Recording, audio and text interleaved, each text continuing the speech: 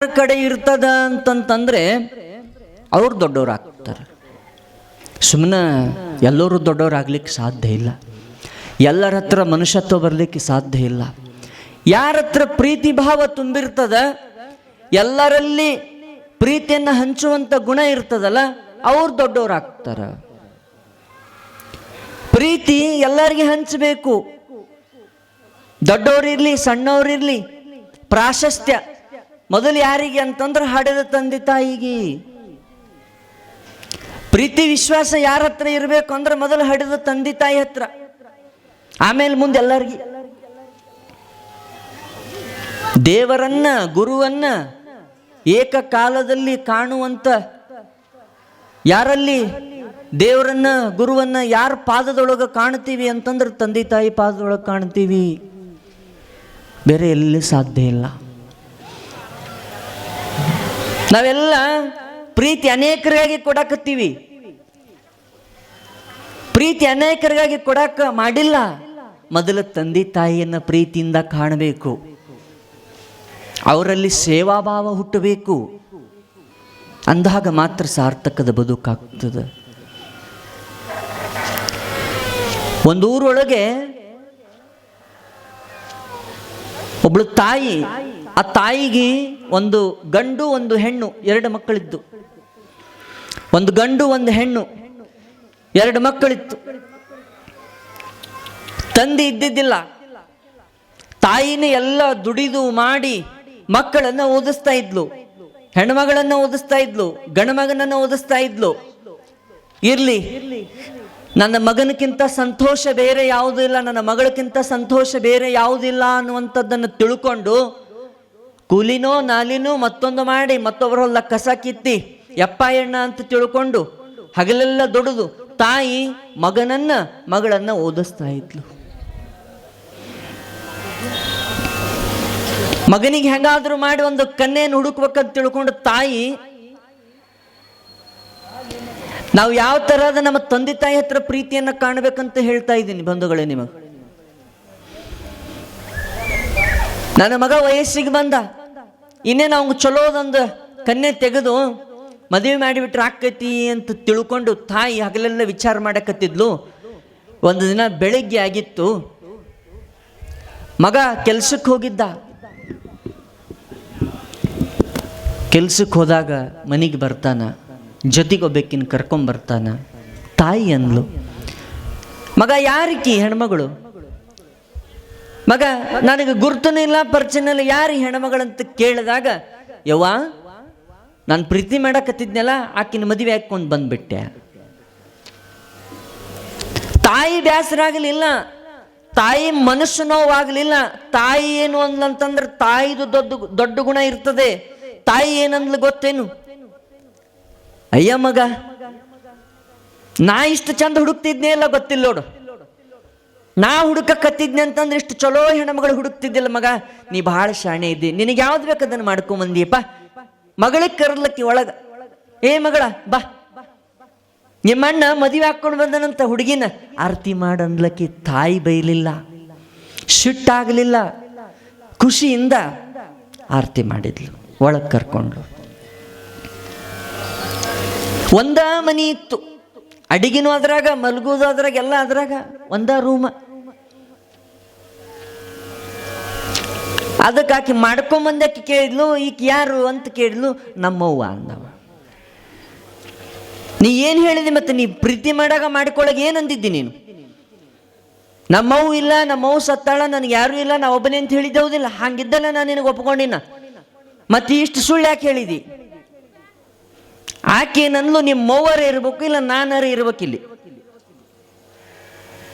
ನೀ ಸುಳ್ಳು ಹೇಳಿದಿ, ನಿಮ್ಮವ್ವರೇ ಇರ್ಬೇಕಿಲ್ಲ ನಾ ಇರಬೇಕು. ಆತ ವಿಚಾರ ಮಾಡಿದ, ನಮ್ಮವ್ವನ ಕಳಿಸ್ತೀನಿ ತಗೊಂಡ. ಹಡದ ತಾಯಿ ನಮ್ಮವ್ವನ ಕಳಿಸ್ತೀನಿ ಅಂದ. ಅವ್ವ ಹೊರಗೆ ಕೂತಿದ್ಲು ಕಟ್ಟಿಗೆ ಗಾಳಿಗೆ. ಗಂಡ ಹೆಂಡತಿ ಏನೋ ಮಾತಾಡ್ತಾವಂತ ಮಗಳು ಅವ್ವ ಹೊರಗೆ ಕೂತ್ಕೊಂಡಿದ್ರು. ಯವ್ವ ಅಂದವ, ಯಾಕಪ್ಪ ಮಗ ಹೊಟ್ಟೆಸ್ತದನು? ಒಂದೆರಡು ಬಿಸಿ ರೊಟ್ಟಿ ಮಾಡಿಕೊಡ್ಲೆ. ನೀನ ಹೊಟ್ಟೆಸ್ತಿಲ್ಲ ಅಂತ ತಿಳ್ಕೊಂಡು ಕೂತ್ಕೊಂಡಿನಿ ನಾನು. ನೀ ಹಸಿ ತಂದ್ರೆ ಹಂಗ ಒಂದೆರಡು ಕಟ್ಟಿಗಿಟ್ಟು ಒಲೆ ಹಚ್ಚಿದಕ್ಕಿನ ಒಂದೆರಡು ಬಿಸಿ ರೊಟ್ಟಿ ಮಾಡಿಕೊಟ್ಟು ಉಣಿಸ್ತೀನಿಯಪ್ಪ, ಹೊಟ್ಟೆ ಹಸಿತನಂತ ತಾಯಿ ಅಂದ್ಲು. ಯವ್ವ ನನಗೆ ಹೊಟ್ಟೆ ಹಸ್ತಿಲ್ಲ, ಮತ್ತು ಏನು ಬೇಕು ಮಗ? ಮತ್ತು ಒಂದ ರೂಮ್ ಅದ, ನಾ ಮಾಡ್ಕೊಂಬಂದಿನಿ, ಸಂಸಾರ ಹೆಂಗೆ ಮಾಡೋದು? ಹಾಗಾಗಿ ನೀನು ನನ್ನ ತಂಗಿ ಮನೆ ಬಿಟ್ಟು ಹೊರಗೆ ಹೋರಿ ಅಂದ. ರಾತ್ರಿ ಆಗ್ಯದ, 8-9 ಗಂಟೆ ಆಗ್ಯದ. ಅದಕ್ಕೆ ತಾಯಿ ಅಂತಾಳ, ಯಪ್ಪ ಏನಂದಿನಿ? ಏನಿಲ್ವೇ, ಹಗಲಲ್ಲಿ ಹೇಳೋದಿರ್ತದನ ಅದನ್ನ ಒಂದ್ಸರಿ ಹೇಳಿ ತಿಳಿದಿಲ್ಲ ನಿನಗೆ? ಮದುವೆ ಆಗಿ ಬಂದೀನಿ, ಒಂದ ರೂಮ್ ಅದ, ಚಪ್ಪರದ ರೂಮ್, ಎಲ್ಲಿ ಸಂಸಾರ ಮಾಡ್ಬೇಕು? ನಾನು ಹೆಂಡತಿ ಕೂಡ ಎಲ್ಲಿರ್ಬೇಕು? ನಾವಿಬ್ಬರು. ಯಪ್ಪ ಏನು ಮಾಡ್ಲಿ ಅಂತಂದ. ನಿನ್ನ ಮಗಳನ್ನ ನೀನು ಕರ್ಕೊಂಡು ಹೊರಗೆ ನಡ್ರಿ. ಯಪ್ಪ ತಿಳಿದನ್ನಕತ್ತೀಯೋ ತಿಳಿಲಾರ್ದನ್ನಕತ್ತೀಯೋ ಮಗ ಅಂತ ತಾಯಿ ಅಂದ್ಲು. ತಿಳಿದೋ ತಿಳಿಲಾರ್ದು ಏನು ಅನ್ನಕತ್ತೀನಿ ಈಗ? ನನಗೆ ನೀವು ಅಡ್ಡಿಯಾಗಿರೋ ಹೊರಗೆ ನಡಿಬೇಕಷ್ಟ. ತಾಯಿ ಇನ್ನೂ ಕಟ್ಟಿ ಮ್ಯಾಗ ಕೂತಾಳ. ಮಗ ಒಳಗೆ ಬಂದವನ ತಾಯಿದು ತಂಗಿದು ಬಟ್ಟಿ ಗಂಟೆಲ್ಲ ಕಟ್ಟಿ ರೋಡಿ ಹೋಗೋದು ಬಿಟ್ಟ. ಯಪ್ಪ ಮಗ ವಿಚಾರ ಮಾಡಂತ ತಾಯಿ ಅಂತಾಳ. ವಿಚಾರ ಮಾಡೋದ್ರೊಳಗೆ ಏನೂ ಇಲ್ಲ, ವಿಚಾರ ಮಾಡೋದ್ರೊಳಗೆ ಏನದ, ನಡಿ ಅಂತ ತಿಳ್ಕೊಂಡು ಬಟ್ಟಿ ಗಂಟನ್ನ ಬಗಲಿಗೆ ಹಾಕಿದ. ಯಪ್ಪ ನಾ ಎಲ್ಲ ಹೋಗ್ತೀನಿ, ನಾ ಹೊರಗೆ ಹೋಗ್ತೀನಿ ಮಗ, ಈ ಸದ್ದ ಹೋಗಂತಂದ್ರೆ ನಾನು ಮನೆ ಬಾಗಲದಿಂದ ಹೊರಗೆ ಹೋಗ್ತೀನಿ. ನಿನ್ನ ತಂಗಿ, ನಿನಗೆ ಬೆನ್ನಿಗೆ ಬಿದ್ದ ತಂಗಿ ಅದಾಳಲ್ಲ, ಆಕಿ ಹದಿಹರಿದ ವಯಸ್ಸಪ್ಪ, ಯಾರ ಕೆಟ್ಟ ದೃಷ್ಟಿ ಬೀಳಲಿ ಮಾಡ್ಲಿ, ಇವತ್ತೊಂದು ದಿನ ರಾತ್ರಿ ಇಲ್ಲೇ ಮಲಗ್ತೀನೋ, ನೀ ನಾಳೆ ಇರು ಅಂದ್ರೆ ಇರುದಿಲ್ಲ, ನನ್ನ ಮಗಳು ಕರ್ಕೊಂಡು ನಾ ಹೋಗ್ತೀನಿಪ್ಪ, ಇವತ್ತೊಂದು ದಿನ ನನಗಿರಾಕ ಅವಕಾಶ ಮಾಡಿಕೊಡು ಮಗ ಅಂತ ತಾಯಿ ಕೇಳ್ಕೊಳಕತ್ತಾಳ. ಆಗೋದಿಲ್ಲ ನಡ್ರಿ ಹೊರಗಂತ ತಿಳ್ಕೊಂಡು ಬಟ್ಟಿ ಒಗದಿನಲ್ಲನು ನಡ್ರಿ ಅಂತಂದು ತಿಳ್ಕೊಂಡು ತಾಯಿನ ರಟ್ಟಿ ಹಿಡ್ಕೊಂಡು ಹಿಂಗ ಅಂಗಳಕ್ಕೆ ತಳ್ಳಿದ. ತಾಯಿ ಹೋಗಿ ರಪ್ಪಂತ ಅಂಗಳದಾಗಿ ಬಿದ್ಲು. ಮಗಳು ಎಬಸಾಕ್ ಹೋದ್ಲು. ತಾಯಿ ಮತ್ತೆ ಎದ್ದು ಮಗನ ಹತ್ರ ಬಂದು, ಯಪ್ಪ ನಿನ್ನ ತಂಗಿ ಮಖ ನೋಡು, ನಿನ್ನ ತಂಗಿಗೆ ವಯಸ್ಸು ತುಂಬ್ಯದ, ಹದಿಹರೆಯದ ವಯಸ್ಸು, ಯಾರಾದ್ರೂ ಕೆಟ್ಟ ದೃಷ್ಟಿಯಿಂದ ನೋಡಿದಂತ ರಾತ್ರಿ ಎಲ್ಲಿ ಹೋಗಿ ಕರ್ಕೊಂಡು ಮಲ್ಕೊಳ್ಳಿಪ್ಪ, ಹಂಗ ಮಾಡಬೇಡ, ನಿನ್ನ ತಂಗಿ ಮೇಲೆ ಕರುಣೆ ಇಟ್ಕೊಂಡು ನೋಡಂತ ತಿಳ್ಕೊಂಡು ತಾಯಿ ಮಗನ ಕಾಲ ಮುಟ್ಟ್ಯಾಳ. ಯಪ್ಪ ನಿನ್ನ ತಂಗಿ ಮುಖ ನೋಡು ನನ್ನ ಮಗ, ನಿನ್ನ ತಂಗಿ ಮುಖ ನೋಡು, ವಯಸ್ಸು ತುಂಬ್ಯದ, ಈ ರಾತ್ರಿ ಒಳಗ ಆಕಿನ ಕರ್ಕೊಂಡು ಎಲ್ಲಿ ಹೋಗ್ಲಿಪ್ಪ? ಎಲ್ಲೋ ಗುಡಿ ಗುಂಡಾರಕ್ಕೆ ಹೋಗ್ತೀನಿ ಅಂತಂತಂದ್ರೆ ಬಟಾ ಬೈಲಿರ್ತದ.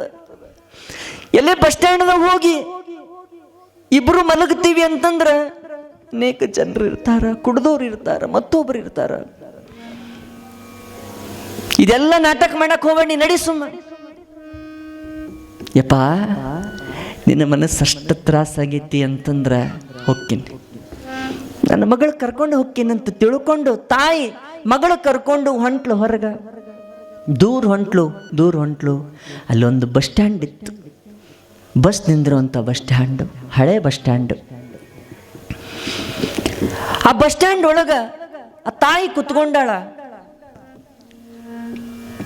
ಮಗಳ ನೀ ಮಲ್ಕೋ ತೊಡಿಮ್ಯಾಗ, ನೀ ತೊಡಿಮ್ಯಾಗ ಮಲ್ಕೋ, ಯಾರಾದ್ರೂ ನೋಡ್ತಾರ ತಿರುಗಾಡ್ತಾರ ಮಗಳ ಅಂತ ತಿಳ್ಕೊಂಡು ಆ ತಾಯಿ ಆ ತೊಡಿಮ್ಯಾಗ ಮಲಗಿಸ್ಕೊಂಡಿಲ್ಲ ಮಗಳಿಗೆ ಹಿಂಗೆ ಸೆರಗು ಹಚ್ಚುತ್ತಾಳೆ.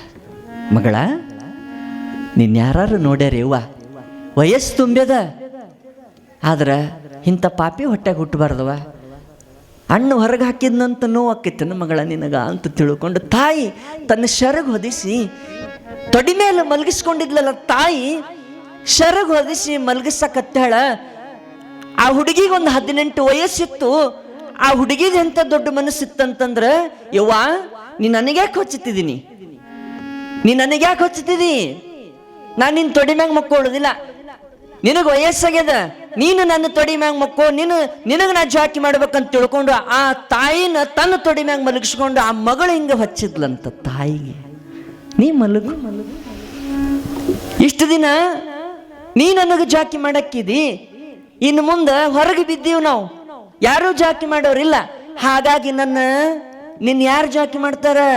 ನಾನ ಜಾಕಿ ಮಾಡ್ಬೇಕೆವಾ, ನೀ ಮಲಗ ನನ್ನ ತೊಡಿ ಮ್ಯಾಗ ಅಂತ ತಿಳ್ಕೊಂಡು ಆ ಮಗಳು 18 ವಯಸ್ಸು ತುಂಬಿರ್ತಕ್ಕಂಥ ಮಗಳು ಆ ತಾಯಿಗೆ ಯವ್ವಾ ಅಣ್ಣ ಹಿಂಗೆ ಹೊರಗೆ ಹಾಕಿದ್ನ ಅಂತ ನೋವು ಆಕೈತೆ. ನೋವು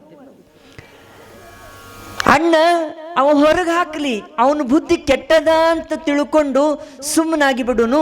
ಆದ್ರ ಮಗಳಂಥದಿನೆಲ್ಲ ನನಗೆ ಧೈರ್ಯ ಅದ, ನಿನಗ ಸರಿಯಾದ ಕಾಳಜಿ ಮಾಡ್ತೀನಿ, ನಿನ್ನ ಇಟ್ಕೋತೀನಿ, ನಿನಗೇನೋ ತೊಂದರೆ ಬರ್ಲಾರ್ದಂಗ ನಾ ಕಾಪಾಡ್ಕೋತೀನಿ ವಾ ಅಂತ ಮಗಳಂತಾಳೆ.